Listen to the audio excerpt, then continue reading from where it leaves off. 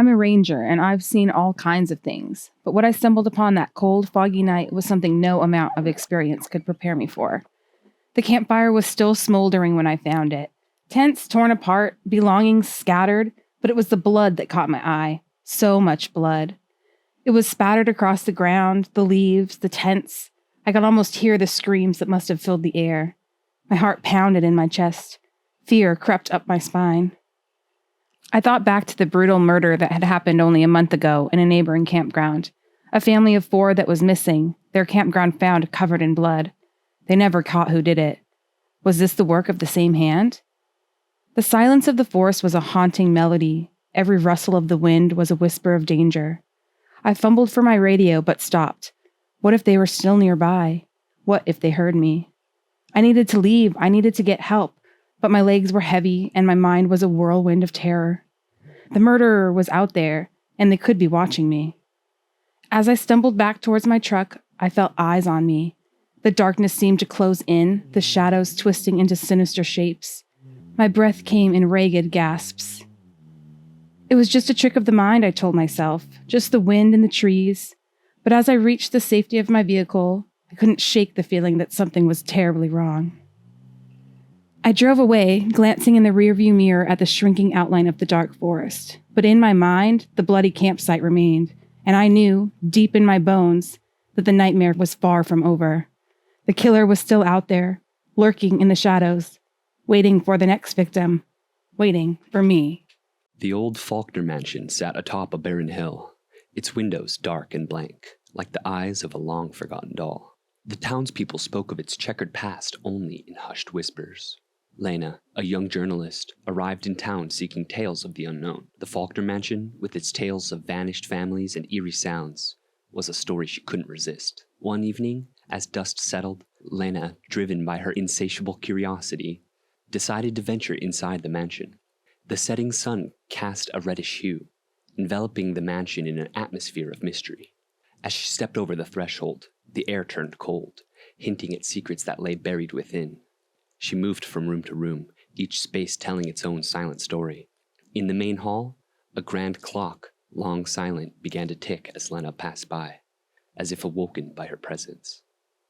The floorboards above creaked, hinting at unseen footsteps. In one of the rooms, Lena found an old diary, its pages yellowed with age. It belonged to a woman named Clara Faulkner. The entries spoke of love, betrayal, and a shadowy figure that Clara feared. The last entry, dated the night Clara vanished, read, "He knows my secrets. The shadows grow longer, and I fear I may not survive the night." Suddenly, Lena felt watched. The feeling of unease grew. She began to hear faint whispers, echoing Clara's words from the diary. The mansion seemed to come alive, its dark history unfolding around Lena. As she delved deeper into the mansion, Lena stumbled upon a room sealed off from the rest. Inside, she found paintings of the Faulkner family. One in particular stood out, a portrait of Clara. Her eyes, through just strokes of paint, seemed alive with fear. Just as Lena was about to leave, the door slammed shut. Panicking, she tried to open it but found it jammed. A shadow moved across the room, its form indistinct. A whisper, "Closer now," sent shivers down her spine. "You know my secrets." Using all her strength, Lena managed to pry the door open. Without looking back, she fled the mansion, the whispers fading into the night. Back into the safety of her car, her breath ragged. Lena looked up at the mansion one last time.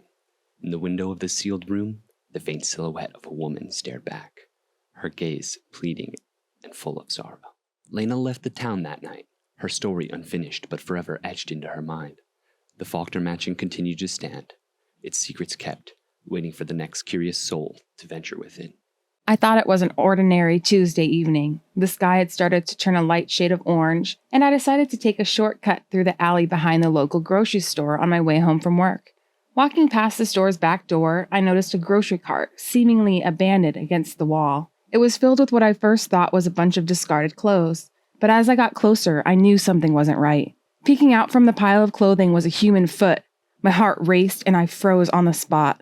I moved closer, thinking it might be a prank or doll, but the terrible stench that filled my nose told me otherwise. My hands trembling, I reached out and carefully shifted some of the clothes aside. What I saw next will haunt me forever. There, lying amidst the tattered clothes, was a lifeless body of a man. His eyes were wide open, staring blankly upwards, and his pale skin contrasted sharply with the dark pool of blood that had formed beneath him. The cut on his throat was deep, almost surgical. My mind raced. Who could have done this? Was it a random act or something more sinister? The back door of the store was ajar. Could someone inside the store be involved? I wanted to scream, to run, to call the police, but my body wouldn't let me. Then I heard a noise, the unmistakable creak of the door slowly opening. I turned my gaze towards the store's back entrance. The silhouette of a tall figure emerged from the darkness, holding something that gleamed in the dimming light. I didn't wait any longer. I ran as fast as my legs could carry me, not daring to look back. All the while, the image of that lifeless body, the deep gash on his throat, and the mysterious figure haunted my thoughts. I made it home, but I didn't feel safe. It took me a while to gather the courage to call the police. By the time they reached the spot, both the body and the cart were gone. They took my statement, but couldn't find any evidence or any clues about what had happened. Now, every time I pass a grocery store or see a stray cart, that horrifying memory floods back, and I'm reminded of that evening. You're listening to Blood and Breakfast, the most important meal of the day. All characters and events depicted in this work are entirely fictitious. On a chilly November evening, a small-town sheriff named Jack Carter was startled by a frantic knock on his door. It was Mrs. Thompson, a resident of the quiet town of Clearwater. Her face was as white as a sheet, her hands trembling uncontrollably. "John, my husband, he's dead." Sheriff Carter was immediately at alert. He pulled on his coat and followed Mrs. Thompson to her home. There, lying in a pool of blood, was Mr. Thompson, a well-known businessman, lifeless with a knife protruding from his chest. The crime scene was ghastly. The room was a mess, the furniture upturned, the couple's photo shattered on the floor. It was clear a struggle had taken place. Sheriff Carter started his investigation. The town hadn't seen a murder in decades. As he asked around, he discovered the Thompsons' housekeeper, a certain Miss Emily, had abruptly quit just a day before. That was a lead worth following. Emily was a quiet woman, barely in her 20s. She lived alone on the outskirts of town. When questioned, she admitted to an argument with Mr. Thompson over unpaid wages. "But I would never kill him, Sheriff," she pleaded, tears streaming down her face. As the investigation continued, a more complicated picture of Mr. Thompson began to emerge. Many in the town had held grudges against the man for his ruthless business practices. Some had even voiced their wish for him to be gone. Among these voices was Mr. Thompson's own brother, Richard, who recently lost his store due to a deal gone wrong with John. Could it be family grudges had escalated to murder? Meanwhile, Mrs. Thompson was acting suspiciously. Her grief seemed forced, and she seemed unusually eager to wrap up the investigation. Then came a startling revelation. She was having an affair with a local mechanic, Sam. Sam had no alibi for the time of the murder. He was known to have a violent temper, and his fingers were stained with what looked suspiciously like blood. But it was just engine oil, or so he claimed. The list of suspects was growing, but there was still no clear motive. However, an old diary found hidden in Mr. Thompson's office hinted at a secret that could tie everything together. It detailed Mr. Thompson's shady past as a con artist who had betrayed many, including his own brother, to amass his wealth. The day of the murder, it turns out, was the anniversary of one of his biggest cons. The victim of that long-ago scam had sworn revenge, and it was all documented in the diary. That victim was none other than Sam, the mechanic. The final pieces fell into place when Sheriff Carter found a knife set in Sam's garage, one knife missing. The knife matched the one found in Mr. Thompson's chest. Faced with the evidence, Sam confessed to the murder, driven by years of simmering rage and resentment. In the quiet town of Clearwater, the shock of the murder and the revelation of the killer's identity sent ripples through the community. The shadow of past deeds had finally caught up, and in its wake, it left a chilling lesson. That the seeds of crime sown in the past can bloom into a terrifying reality. My days had become routine, Driving to and from work, always the same path, always the same scenery.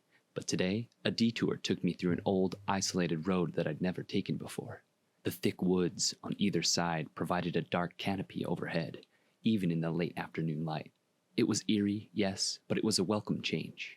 About halfway down, I saw it. A car, positioned slightly off the road.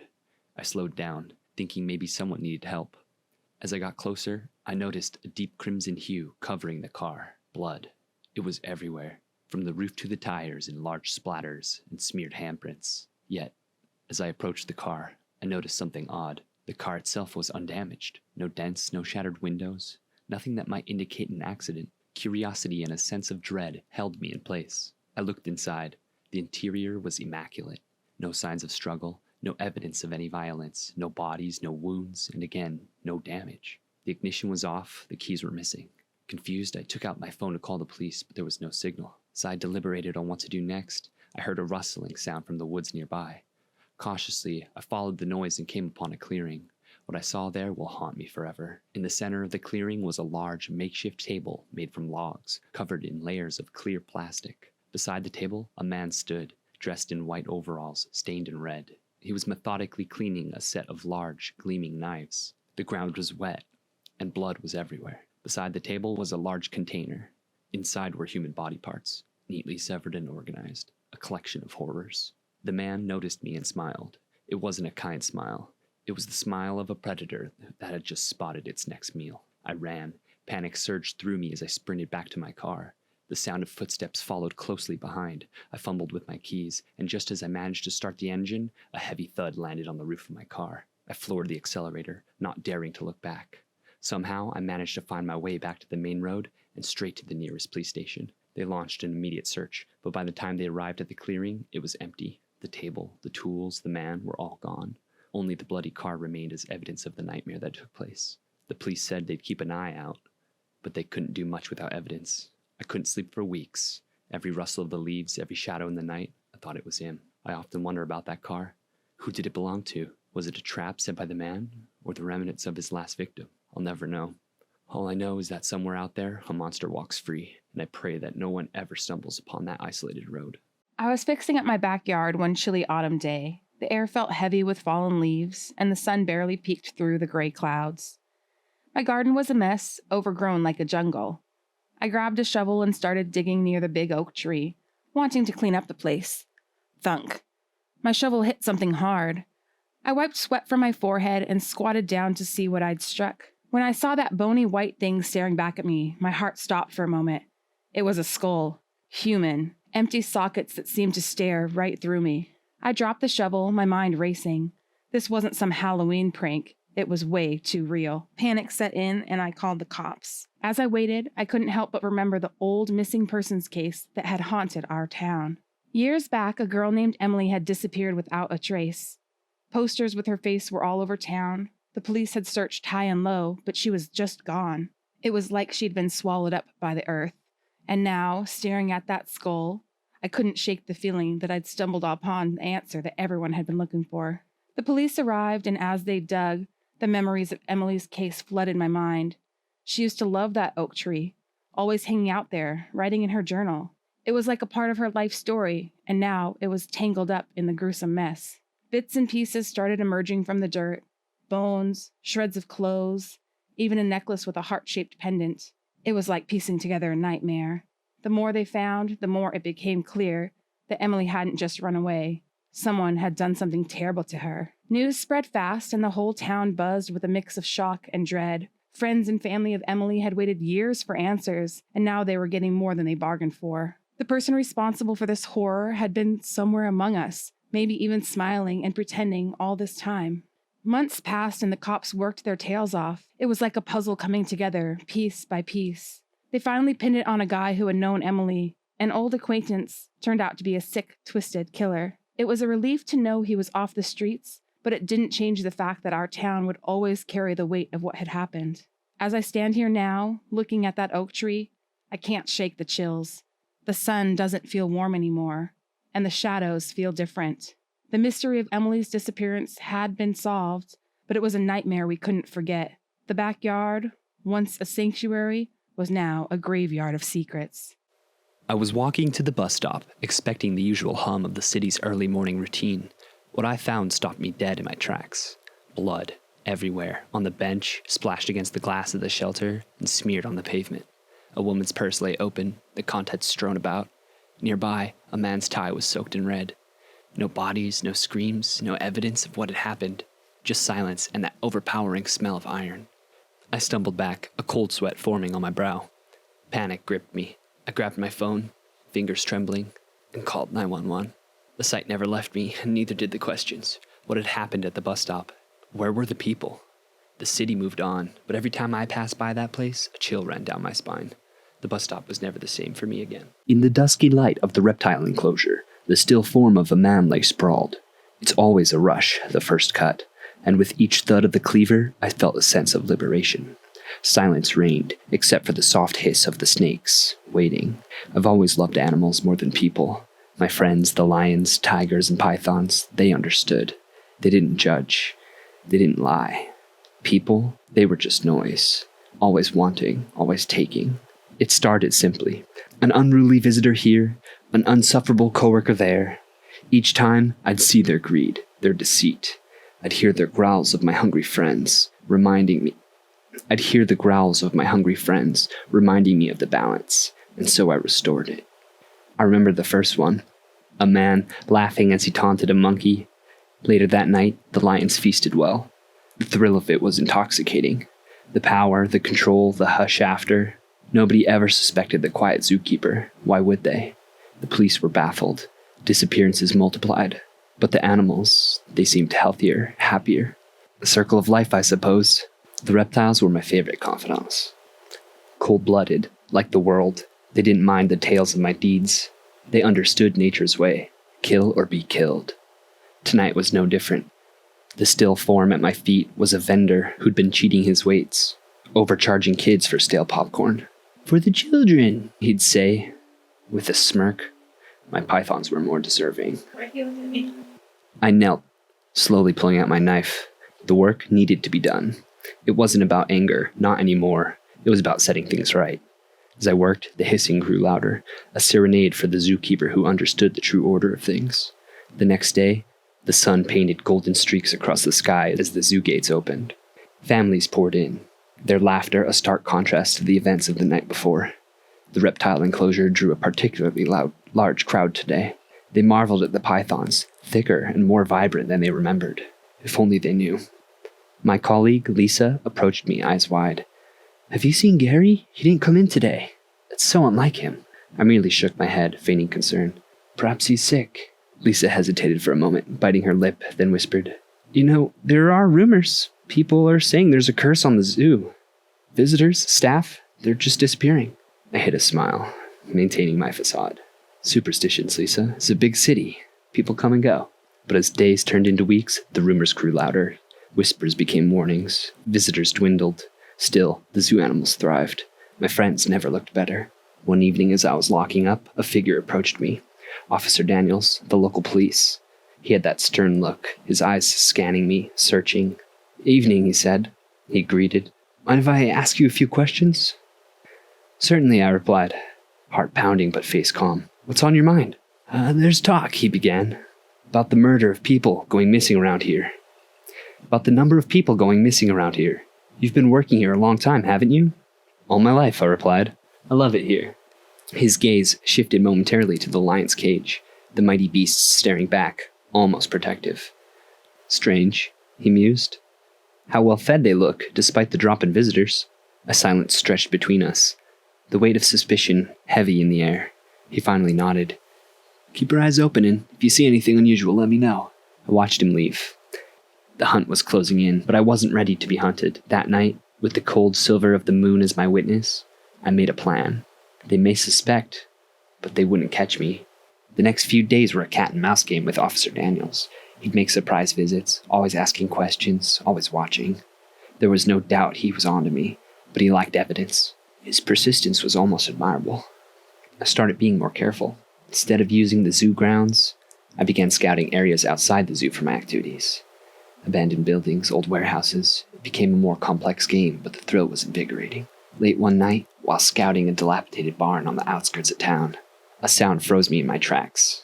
Footsteps. I hid behind a stack of old hay, heart thumping, waiting. A flashlight beam danced around, stopping abruptly as a figure stepped into its light. Officer Daniels. He wasn't here by coincidence. He'd been tailing me. I escaped unseen, my heart pounding in terror. His persistence was starting to make me uneasy. I didn't return to the zoo after that night. This city was onto me. The legends of the cursed zoo grew, and soon, tales of the zookeeper who favored animals over humans became the stuff of urban legends. Far from the city, in a secluded cabin, I found solace. The company of wild animals, the simplicity of nature. I may have left the zoo, but my mission remained unchanged, and while the city's memories faded, the legend lived on, whispering around campfires and in hushed bedtime stories. You're listening to Blood and Breakfast, the most important meal of the day. All characters and events depicted in this work are entirely fictitious. On an unforgiving winter night in Riverton, under the spectral glow of a bar's flickering lights, sat Jack Crawford. He nursed his whiskey like a balm for his soul, grappling with the impending doom of his fractured marriage. As a man of wealth and influence, his public facade was a stark contrast to the chaos brewing within him. In the same bar, Ethan Montgomery, an unassuming teacher, sought refuge from his own storm. The burden of his wife Rachel's escalating medical bills threatened to submerge his family into an abyss of debt. Under the heavy veil of their desperate circumstances, the two men found themselves face to face. Friends in their youth, their lives had diverged. That night, their paths intertwined once again, not in camaraderie, but in shared desperation. Their conversation flowed, fueled by whiskey and desperation. Jack's failed marriage to Olivia threatened his wealth and social standing. In contrast, Ethan found himself on the precipice of ruin, brought about by Rachel's debilitating illness. Their conversation took a grim turn when Jack presented a horrifying solution to their mutual plight. "We can help each other, Ethan," Jack proposed, his eyes holding a chilling glint. "We can make them disappear." From that night, an insidious plan began to form, seeping into their lives like a deadly poison. Jack would stage a tragic accident to end Rachel's life, while Ethan would orchestrate a fatal incident for Olivia. They wove their plot with alarming precision, their correspondence hidden in anonymous letters, cloaked with code names and cryptic language. They moved like ghosts in the night, their treacherous actions shielded from the world. Under the shadow of a moonless night, Jack executed his part of the pact, slipping a lethal dose of poison into Rachel's nightly medicine, weighing heavily on his conscience. As he exited the house, Jack felt the enormity of his actions. In contrast, Ethan sabotaged Olivia's vehicle to introduce a catastrophic failure, ensuring it would occur on a notorious stretch of road known for its fatal accidents. The day came when Olivia unknowingly embarked on her final journey, leaving Ethan behind, now a man burdened with a dreadful secret. Riverton mourned the tragic losses of Rachel and Olivia, oblivious to the malevolent undercurrents that connected the two deaths. Detective Andrea Hayes, a seasoned investigator with a keen eye for detail, sensed something amiss. Her pursuit of the truth led her down a twisted path involving Jack and Ethan, their shared history, and an eerie web of deceit. As Detective Hayes dug deeper, the consequences of their monstrous deeds began to suffocate Jack and Ethan, their alliance fractured under the strain of paranoia and fear. The climax of their despair came when Ethan, unable to bear the crushing weight of his guilt, confessed to their horrifying pact, thrusting Jack into the merciless glare of the law. The courtroom reverberated with the heinous details of their vile pact. Riverton was left shaken as the horrifying depth of their betrayal was laid bare. Jack and Ethan were convicted for their crimes, leaving their families shattered and the town forever marked by their atrocities. Thus, the tale of Jack Crawford and Ethan Montgomery remains a chilling testament to the devastating paths that desperation and greed can carve, permanently scarring the soul of Riverton, their once idyllic hometown. In the aftermath of the trial, Riverton was a town forever changed. The residents had lost their innocence, and the scars left by Jack and Ethan's betrayal were etched deeply into the community's psyche. Their once serene hometown had become a place of haunting whispers and lingering shadows, the echo of their horrific crimes still resonating in the hearts of its people. In the cold solitude of their prison cells, Jack and Ethan were left with nothing but the bitter taste of their regret and the damning silence of their thoughts. The ghosts of their deeds haunted them, whispering endless echoes of guilt and remorse. As they grappled with their solitude, their sanity teetered precariously on the brink of despair. The magnitude of their actions, a dark abyss from which there was no escape. Years later, Jack and Ethan crossed paths one final time. Their reunion was marked not by the camaraderies of their youth, but by the chilling weight of their shared guilt.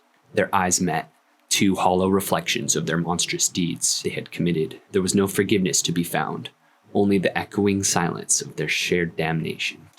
The tale of Jack Crawford and Ethan Montgomery remains etched forever in Riverton's history, a grim reminder of the depths to which desperation can drive ordinary men. Their horrifying pact and the devastation they inflicted on their loved ones serve as a bleak warning, a chilling testament to the haunting dance of greed and despair. The town of Riverton continues to heal, forever bearing the scars of the chilling deeds of two of its own. The legacy of Jack and Ethan's betrayal lives on, casting a long shadow over the town, a constant reminder of the darkness that once lurked within its borders. I've always loved the comforting predictability of living in a small town, every day the same. Until today, when I was walking home from work, I was suddenly struck with the sensation of being watched. Across the road, a man sat inside a gray sedan, smoking and staring directly at me. A shiver went down my spine. I picked up my pace, trying to shake off the unease. But the car started and it began to trail me. Panic bubbled inside. I quickly turned onto Maple Street, praying he'd lose interest. But it kept following. Cursing myself for leaving my phone at home, I looked around for an escape. There was an alleyway up ahead and it beckoned. I darted into the shadows, hiding behind a dumpster. I barely breathed as the headlights swept over the alley before continuing on. Believing he was gone, I made my way towards the wood that led straight home. As I entered the tree line, a chilling hand covered my mouth, and a raspy voice whispered, "Don't scream." It was him. My heart raced, fear threatened to immobilize me. But a memory from an old self-defense class kicked in. Using all my might, I stamped on his foot and I elbowed his stomach. He grunted, loosening his grip just enough, and I broke free. I ran blindly through the woods, the sound of his pursuit close behind. Yet I knew these woods like the back of my hand. Veering left, I reached a familiar creek that streamed directly into my backyard. Emerging from the woods, the lights of my house beckoned. I rushed inside, locking the door behind me, and called the police. They arrived swiftly, apprehending the man who, as I later learned, was linked to numerous unsolved abductions. My escape had not only saved me, but had brought a monster to justice. The incident shook my sense of security, but it also revealed a strength I never knew I had. From the time I was small, my world was different from others. I saw people not as beings of emotion, but as mechanisms, complex puzzles to be solved. And eventually, I realized that I could dismantle these puzzles, piece by piece. Her name was Lisa. I met her in a coffee shop. Brown hair, blue eyes. A writer, but there was something different about her. A way she looked at people as if she was trying to read their story. I found that interesting. I'd been watching her for weeks, observing her routine. The way she bought her morning coffee, always the same. A cappuccino with a shot of caramel. The way she sat at the same corner table every time, the one near the window. The way she scribbled in her notebook. The way she bit her lower lip when she was deep in thought. One day, I sat down at her table. She looked surprised. "May I asked. She nodded. I introduced myself as Mike, a journalist. We talked about writing, about observing life. I watched her light up as she spoke about her novel, about the complexities of human emotions. A week later, we started dating. She was charming, fascinating. Her innocent curiosity about people, her passion for capturing the human spirit in words, it drew me in, but all I could think about was how to take her apart, piece by piece. On our 5th date, I invited her to my house. She agreed. The house was secluded, far away from the hustle and bustle of the city. She loved it, said it was serene, perfect for a writer. Little did she know it was perfect for other things too. That night, after dinner, I offered her wine. She accepted. I had slipped something in it, something to make her unconscious. It was a calculated risk, but it worked. She collapsed on the sofa, unconscious. I tied her hands and feet, gagged her mouth. Then I sat across from her, watching as her eyes fluttered open, the confusion, then fear crossing her face. There was something enthralling about it, the raw human emotion. It was what I had been waiting for, to see how she, a writer who captured emotions so elegantly, reacted when faced with her own mortality. It took her 3 days to die.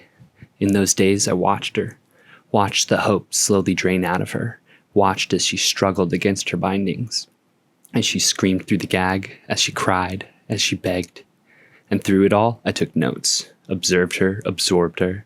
I dismantled her piece by piece. When it was over, I buried her in the woods behind my house, under the large oak tree. No one would find her. Lisa, the writer who loved capturing human emotions, became a memory, a secret buried deep within the earth. After Lisa, there were others, each one unique, each one a puzzle to solve. And with each, I became more proficient, more effective.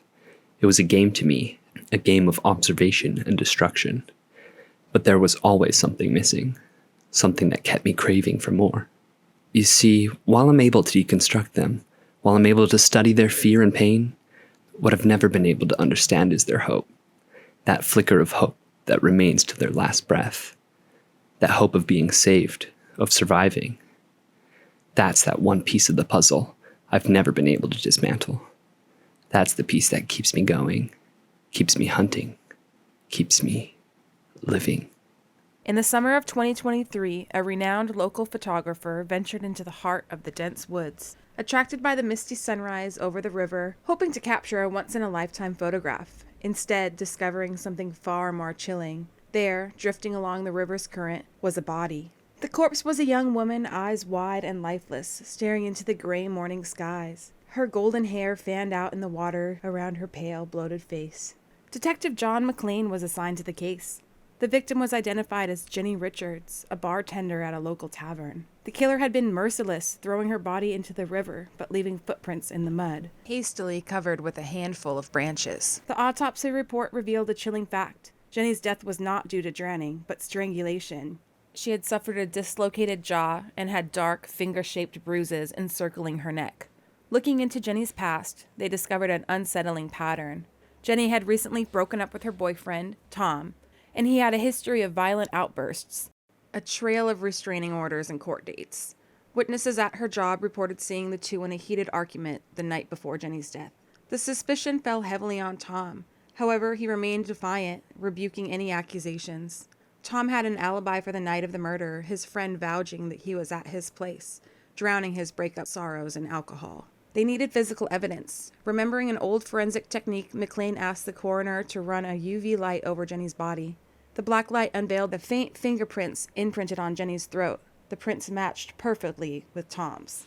A search warrant for Tom's residence was secured, where the investigators discovered a pair of muddy boots that matched footprints found at the riverbank where Jenny's body was dumped. Armed with the incriminating evidence, the police arrested Tom. Despite his denial, his alibi was found to be a lie, his friend confessing to lying under Tom's coercion. The court ruled that Tom had killed Jenny and discarded of her body in a rage, sparked by their breakup and fueled by alcohol and anger. Tom was sentenced to life in prison without parole, where he'd never see freedom again. If you've made it this far, thank you for listening. This is Blood and Breakfast, and don't forget to like, follow, and subscribe, and we'll see you soon.